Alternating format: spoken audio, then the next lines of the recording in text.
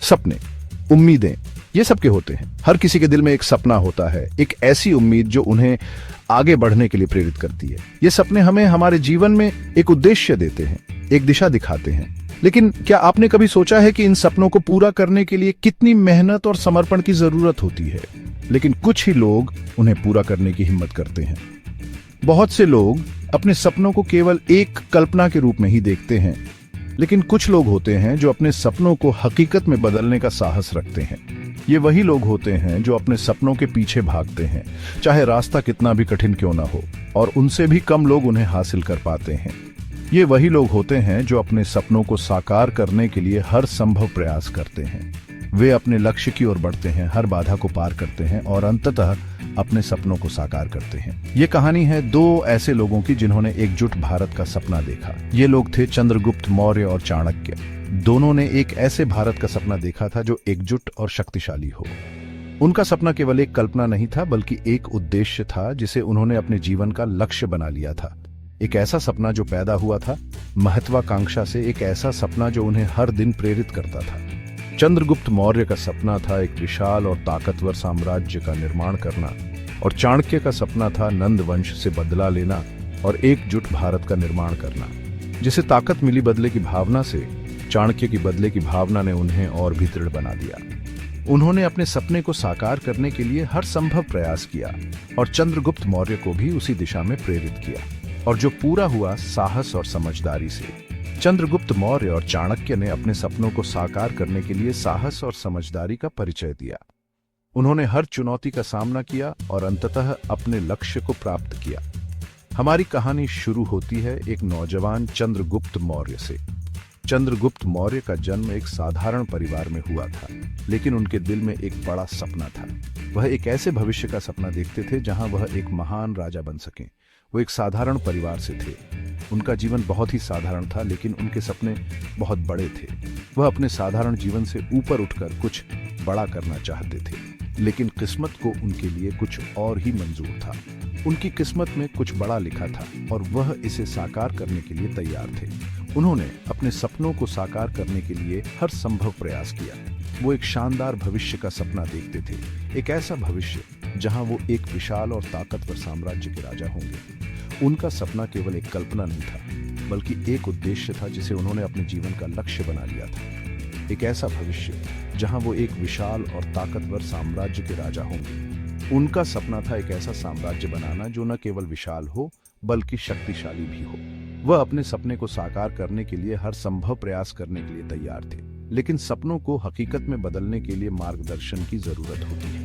हर किसी को अपने सपनों को साकार करने के लिए एक मार्गदर्शक की जरूरत होती है, और चंद्रगुप्त मौर्य के लिए वह मार्गदर्शक थे चाणक्य।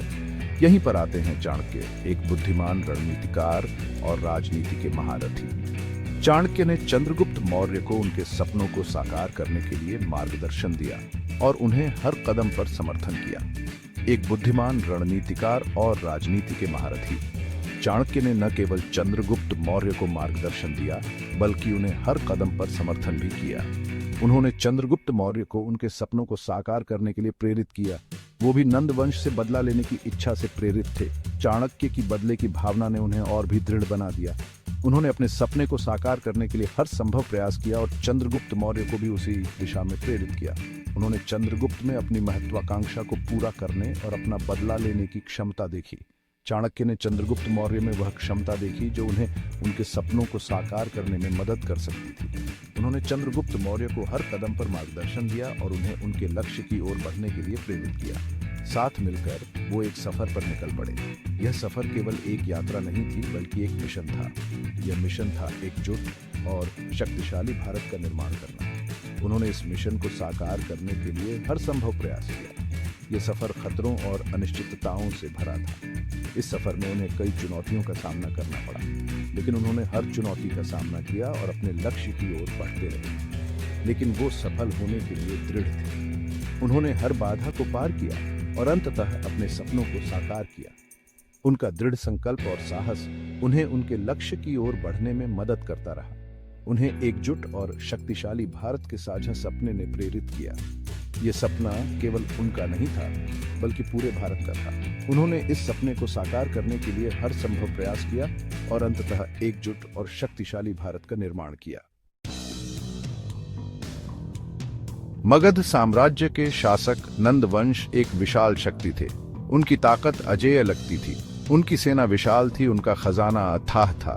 फिर भी चाणक्य उनकी कमजोरियों को जानते थे। वो उनके अहंकार, उनकी लापरवाही को जानते थे। उन्होंने चंद्रगुप्त को युद्ध कला में प्रशिक्षित किया। उन्होंने उन्हें राजनीति की बारीकियां सिखाईं। उन्होंने उन्हें रणनीति और चालाकी का महत्व बताया। चंद्रगुप्त, एक तेज सीखने वाले, ने अपने गुरु की शिक्षाओं को स्पंज की तरह सोख लिया। नंदों को उखाड़ फेंकने का उनका पहला प्रयास विफल रहा।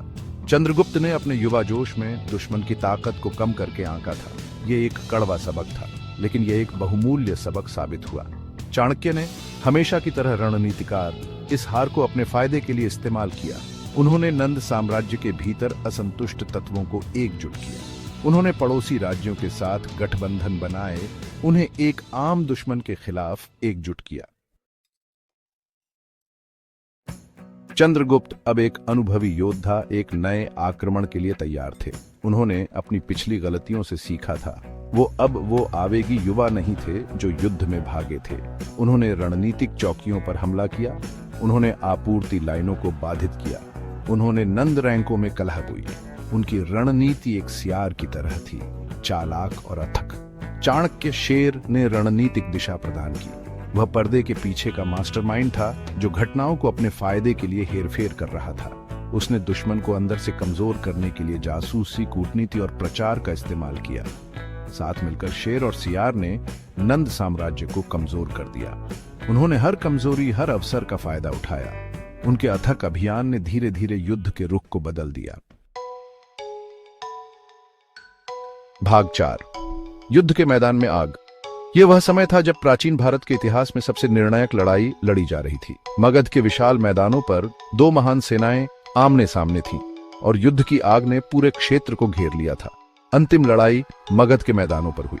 यह वह स्थान था जहां नंदवंश और चंद्रगुप्त मौर्य की सेनाएं एक दूसरे के खिलाफ खड़ी थीं। दोनों पक्षों के सैनिकों ने अपनी पूरी ताकत और साहस के साथ लड़ाई लड़ी। नंद सेना हालांकि कमजोर हो चुकी थी, फिर भी एक दुर्जेय शक्ति थी। उनके पास संख्या में अधिक सैनिक थे और उनके पास युद्ध का अनुभव भी था। लेकिन चंद्रगुप्त की सेना में एक नई ऊर्जा और उत्साह था। वे चंद्रगुप्त की सेनाओं से अधिक थे। नंद सेना की संख्या ने उन्हें एक प्रारंभिक लाभ दिया, लेकिन चंद्रगुप्त की सेना ने अपनी रणनीति और भावना से इस अंतर को पाट दिया। लेकिन संख्या में उनकी कमी थी, चंद्रगुप्त की सेना ने भावना और रणनीति में पूरा किया। उनके सैनिकों ने अपने नेता के प्रति अटूट विश्वास और समर्पण दिखाया, और यह उनके युद्ध कौशल में स्पष्ट था। लड़ाई कई दिनों तक चली। हर दिन दोनों पक्षों के सैनिकों ने अपनी पूरी ताकत और साहस के साथ लड़ाई लड़ी। यह एक लंबी और थकाऊ लड़ाई थी, जिसमें दोनों पक्षों ने भारी नुकसान उठाया। बाणों ने आसमान में अंधेरा कर दिया। तीरंदाजों ने अपने तीरों की बौछार से दुश्मन को कमजोर करने की कोशिश की। यह एक दृश्य था जो युद्ध की भयावहता को दर्शाता था। पूरे युद्ध के मैदान में लोहे के टकराने की आवाज गूंज उठी। तलवारों की टकराहट और योद्धाओं की चीखें युद्ध के मैदान को भर देती थीं, जिससे यह स्पष्ट हो जाता था कि यह लड़ाई कितनी भयंकर थी। गिरे हुए योद्धाओं के खून से जमीन लाल हो गई। हर तरफ घायल और मरे हुए सैनिकों के शरीर बिखरे हुए थे, जो इस युद्ध की क्रूरता को दर्शाते थे।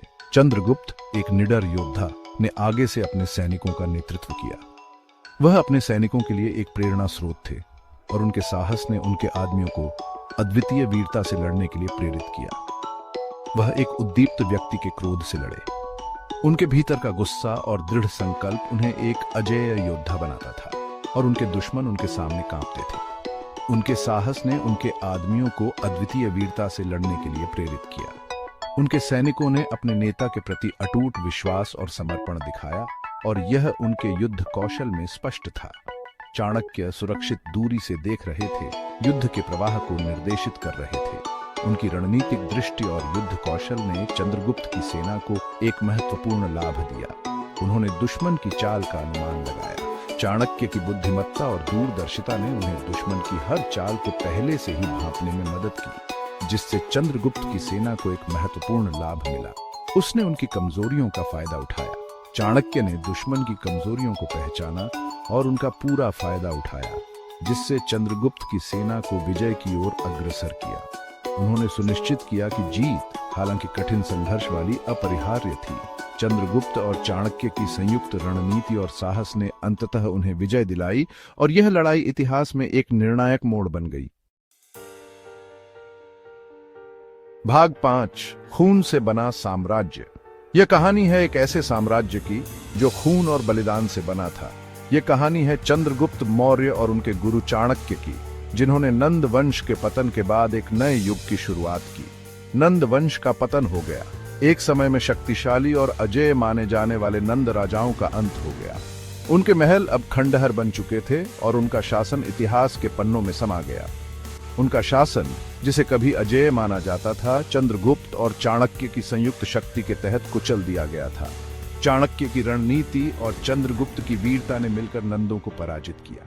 नंद राजाओं में अंतिम धनानंद युद्ध के मैदान में अपने अंत से मिले। धनानंद की हार ने नंद वंश के अंत की घोषणा की और एक नए युग की शुरुआत की।